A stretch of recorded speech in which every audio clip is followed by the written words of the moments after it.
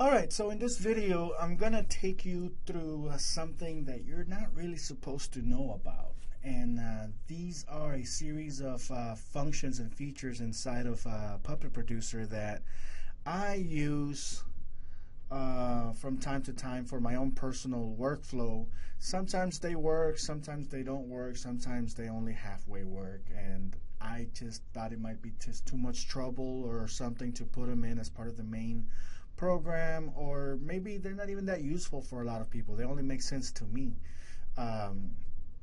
So these are a series of hidden functions inside of Crazy Talk that I play around with, and maybe at some point I'll finish them and they might form part of the main functions, but at this time they're just experimental functions that I use myself from time to time. And the way you access these is that inside of Puppet Producer, you go to the information button right here on the upper right hand corner. You click on it and you're going to see the About window. And of course, if you just click on the thing to go back, then you go back and nothing happens. But if you actually click on there one time and you notice there's this little beaker icon right here at the bottom right hand corner. If you click on this icon one time, apparently nothing will happen. There will be no sounds. Nothing's going to be there for you, so you won't know anything has happened until you go back to Puppet Producer. At that point, you'll see these 4 buttons right here. Okay, so what these buttons do or don't do. This magic wand button theoretically will select all items of the same type. And within Puppet Producer, I usually treat these pivot points as components instead of typical symbols. Whereas these are movie clip symbols, these are components. So my thinking behind this particular function is that sometimes I want to select all the pivot points or all the symbols at one time, because let's say I wanted to move all these pivot points to a new layer. I have to literally go in here and select one at a time. And see, sometimes it's not, they're so small, I can select the wrong item. So I have to go back in here and keep doing this. I might get it at some point. Maybe I have to zoom in. There we go. Maybe like that. Yeah, sure, why not? But I have to go through there one at a time. So the idea behind this function is that I can take any kind of symbol, and at any given time, just as long as I have something selected, click the button and everything that is the same type as that symbol will instantly become selected. Now, in this case, everything is a movie clip symbol, so naturally everything became selected. In some other functions where you have the clear differentiation between the components and the symbols, then only those will become selected. Now, it doesn't always work. In this particular template, for example, I have a lot of pivots and stuff. So for some reason, I guess it comes to a point where I just have too many of them that it causes it not to work. So I'm going to click it, and boom, you can see that there's some kind of error going on in there, which I should fix at some point, but I'm not in a hurry to do so because I don't use it that often. And I don't know whether or not this is something that people really need in their workflow. It's not that common. But it's there, and that's the idea behind that. The other one, the next button, is the joint button, and this creates a joint component inside of your stage area, okay? And this is part of how I usually work. This is part of my own personal workflow. It's not for everybody. So I click on it, and all it does is that it instantly creates what I call an ideal joint, okay? And I click it, and it'll create another one, and it'll create as many as I want, okay? And the way that I work with these joints is that I'll use them to generate like quick and easy body structures to start from. So this is the best way, easiest way to generate a quick template. So let's say we want our character to have broad shoulders. Okay, so let's start with our, I guess we can start with our upper torso. We'll make our upper torso like this. And then I'll duplicate this. Well, I could just use this one. And I'm going to put my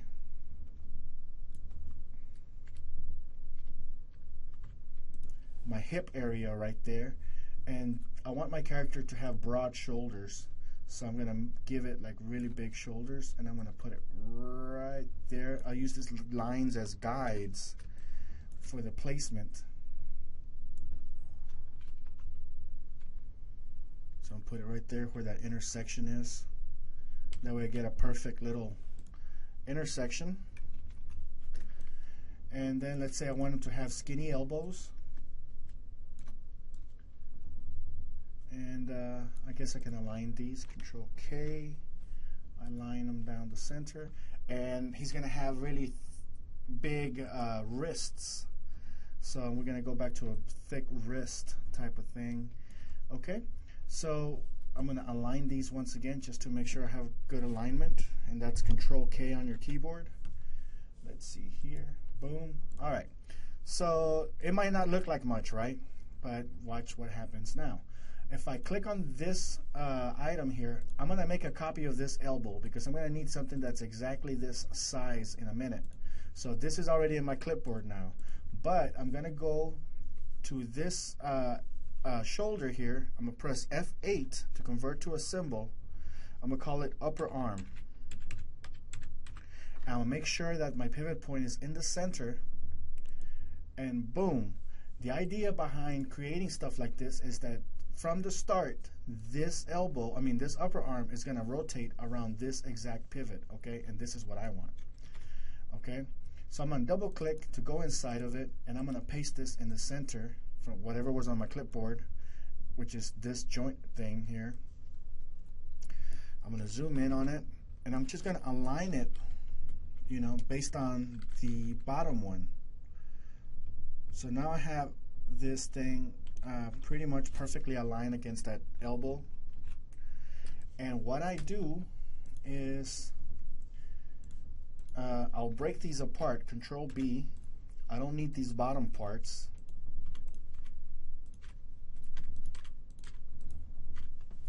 So I can do this here.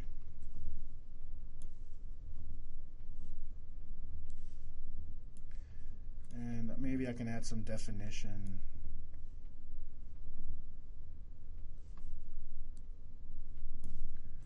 You know, I can tweak this out a little bit.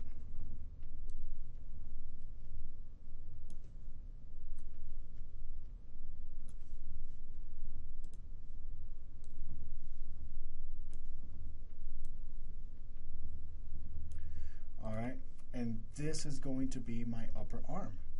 And just put an outline right there.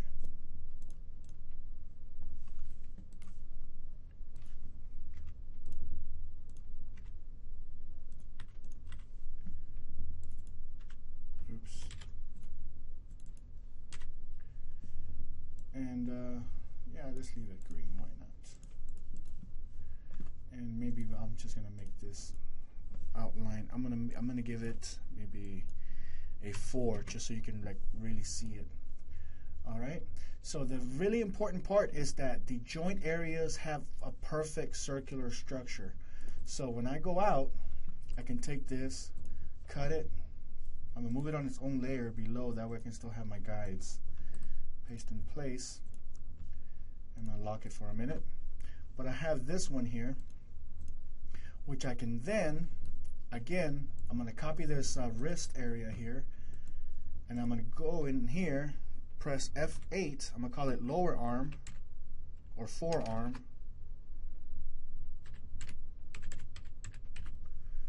Okay, and I'm going to leave the pivot point in the center, double click on it, and then I'll paste in center right here, and I'm going to align these right there. Okay, just this sets up my joint area.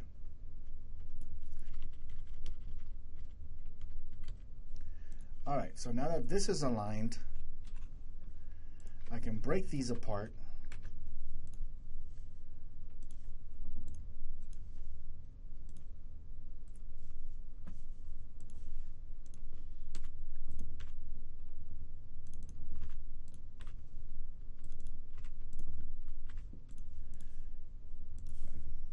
unite them again. Maybe tweak the size or shape a little bit and fill it in. All right, now the filler on this upper arm, this forearm, is not that important. It's because as long as we maintain the inside of the circle and the placement, you know, exactly the way it is, we're good. So one of the things I do is I just flat out cut it right there at that spot. Right there.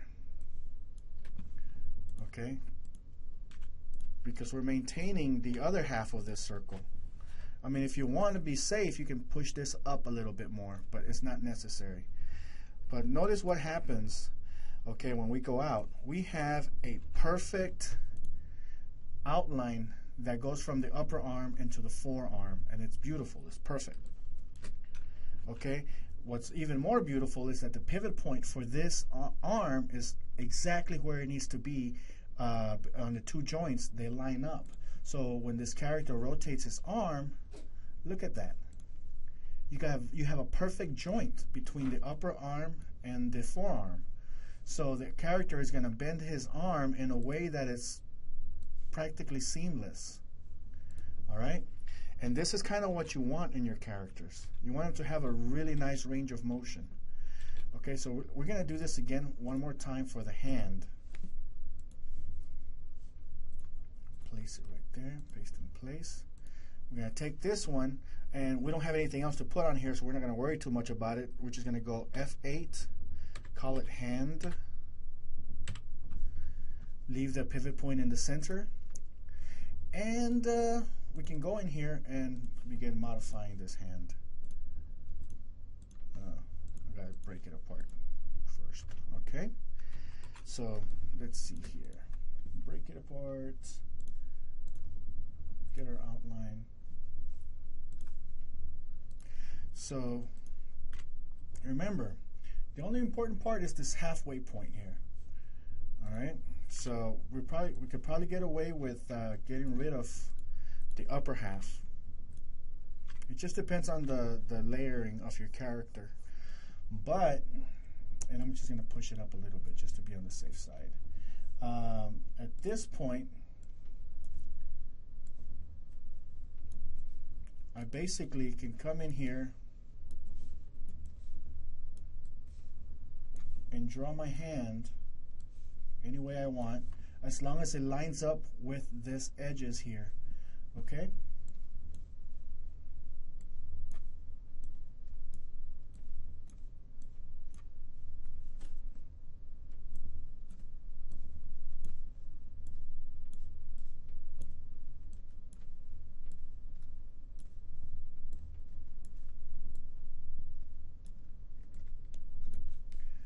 Okay, so now I have a hand that whenever this hand rotates, watch what happens. Beautiful rotation along the exact joint area where it needs to be. So you can test this inside of Flash before even going into Crazy Talk. So already you can see that this is going to work beautifully inside of Crazy Talk. Beautiful, seamless articulations. So, okay, I have that. Of course, I can go in here and duplicate that. I'm going to copy, right-click, paste in place, modify, transform, flip horizontal, and I can take this arm and just place it at that spot where it needs to be. I think I got it right. All right, and you know, if I didn't get it perfectly symmetrical, I can just copy, paste in place, group, X, paste in place, group. So now that these are a group, I can group them one more time.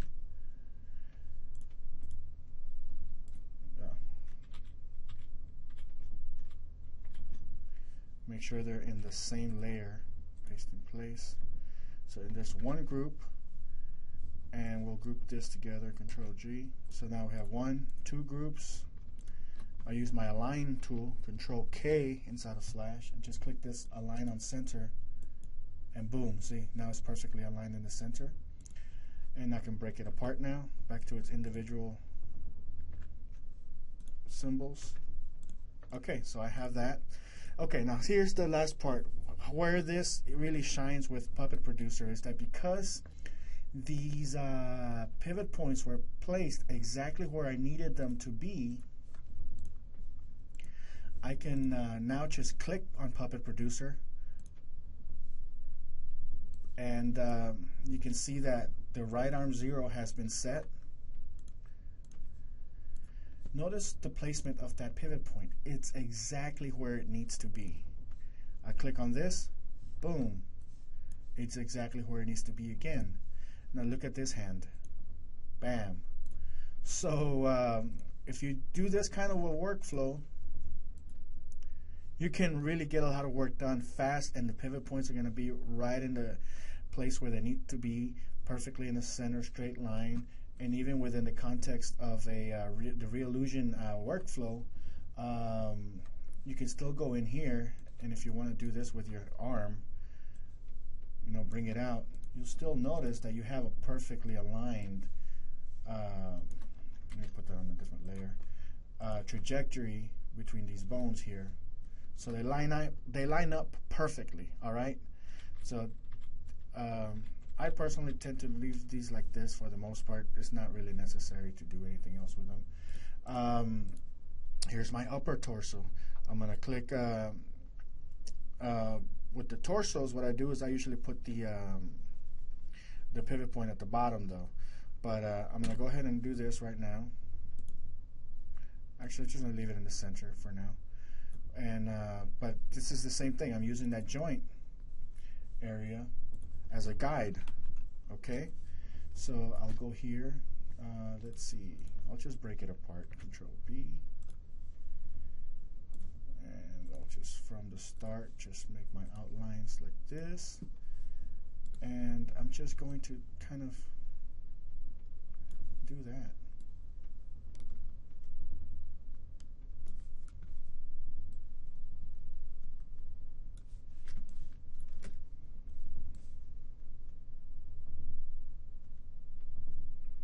So I use these as guides. I'm going to leave that like this for now because I'm going to go with Puppet Producer. I'm going to add that upper body configuration, place it right there. And normally I do it at the bottom. But see, what I like to do is ideally you want this pivot point to be like right here. But it's fine. The point is of this video is not to teach you how to create characters so much as to teach you how to use these functions. Alright, I'm going to put this pivot point right here where these lines are, exactly at that intersection. That way, when I bring it into Crazy Talk, I want to make sure that this upper torso rotates around this pivot, and it's going to look like this. Notice that these edges are attached exactly where these other edges on the hip area are, and that again is another perfect rotation, you know, perfect full range of motion. So now that I've confirmed that that's going to work, I can go in here, add my filler, and go in here. I'm going to be doing something similar with the legs. I'm not going to go that far this time. I just want you to see how I work. You know, this the way that I work. Okay, so here's this body part, and this is the hip area. Obviously, this hip area is going to have two more joints right here. And those are for the upper thighs, and that's another video for a different day. But notice the rotation. If this character rotates this way, perfect alignment with that hip area. Okay, so that's what that button is for. And that's what, I mean, that's what these are for. And you don't have to use this. You can just make your own circles and stuff. But I guess, you know, that's just an explanation of how I work with it and the reason why I created that in the first place. But I don't expect this is something that everybody will be doing. So it's not something that I want to push as far as the mainstream workflow. But anyways, that's how that is. Now the other thing, the other button is the cloning button. Now, when you get to a point, and this is a good example, Reallusion's Buddy templates. Basically, when I go in here, it optimizes the creation by limiting the number of symbols that were used to create this entire character.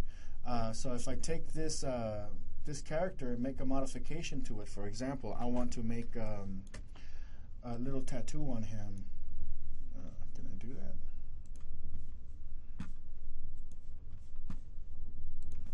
Let's see. I want to make a little tattoo on him right here.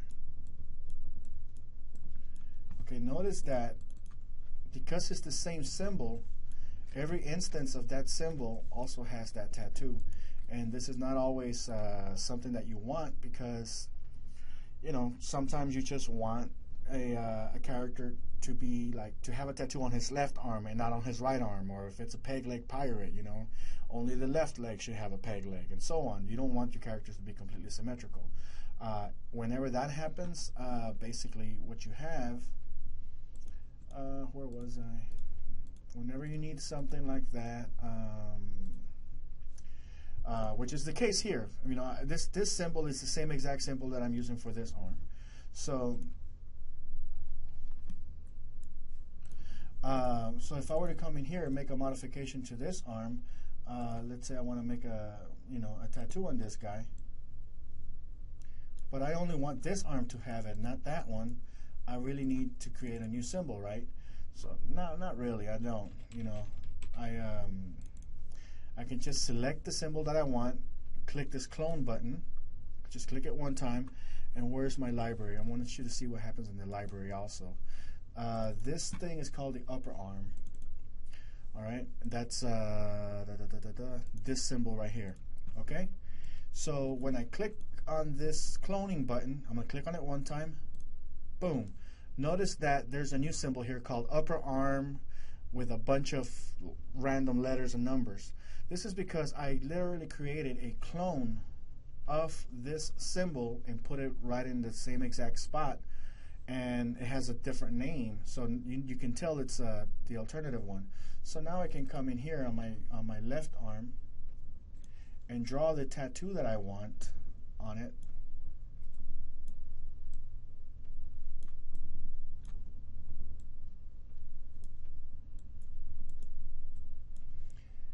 And it will not modify any other symbols in my template. So it basically clones a symbol, creates an instance of it, places it in the exact spot, allows you to modify it individually so you can create, you know, asymmetrical characters.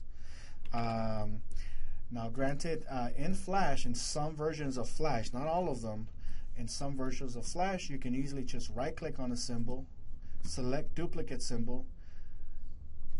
Let's see here, this is hand.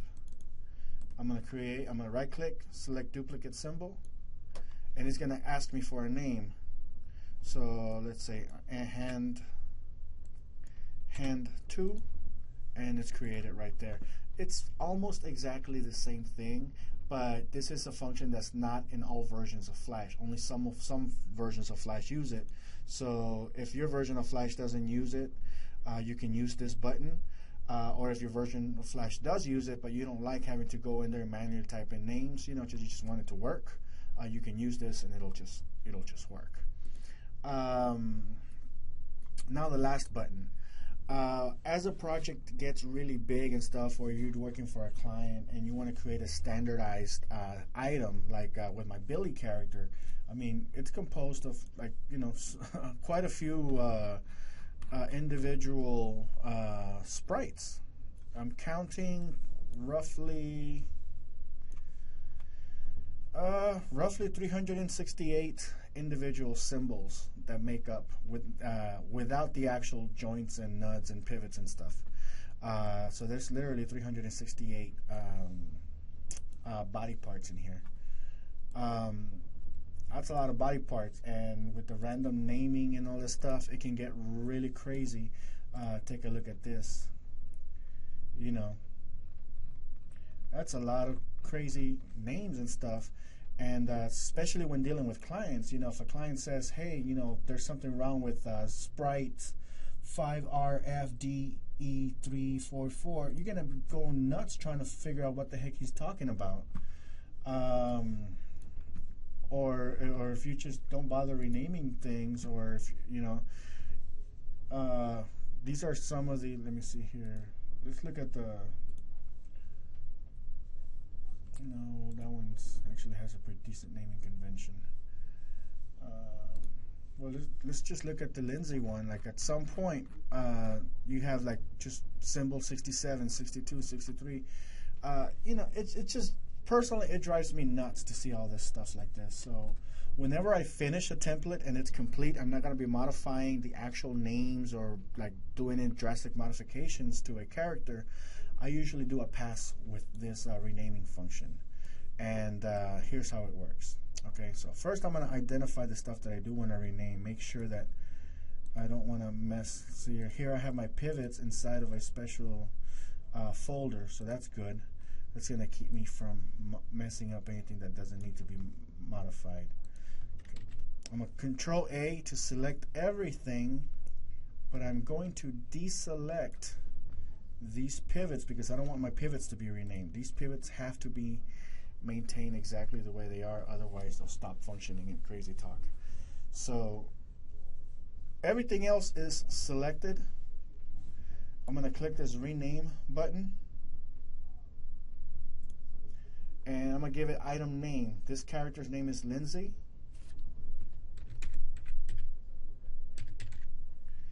So I'm going to press OK. Wait a few seconds, and then every item in my library is renamed. So here's the Lindsay 0 sprite, Lindsay 1, Lindsay 2, and so on. So I can save this, and when I turn this over to my client, if there's an issue with a specific sprite, all they have to say is, hey, you know, sprite, I'm waiting for this to finish saving. You can say, you know, Lindsay 10 is damaged. All right, Lindsay 10. I make the modification to it. I find it easy. I know what it is. I can go in here and I can edit it. I guess my computer's running out of memory now. I've been talking for too long.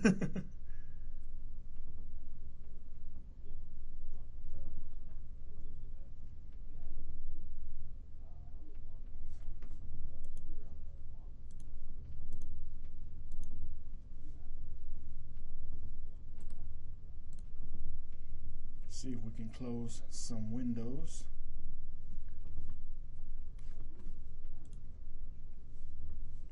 Alright, so I go in here. I can edit that sprite, do whatever I need to do with it, and send the template back to my client. So no big deal. So it allows me to name everything nice and clean. And you can see that Lindsay has 399 individual sprites in her template. So there's a lot of stuff in there. All right, so that's basically how that works. Where is there's Puppet Reducer, and that's pretty much all the hidden functions for now. Again, if you're going to use these, just know that sometimes they work, sometimes they don't. Especially this one. These usually always work the way they're supposed to. But the Magic Wand one, sometimes it doesn't. Anyways, to get rid of these buttons, you just follow the same procedure. Click the information icon, click the experimentation beaker here, and then click on the picture and they're gone.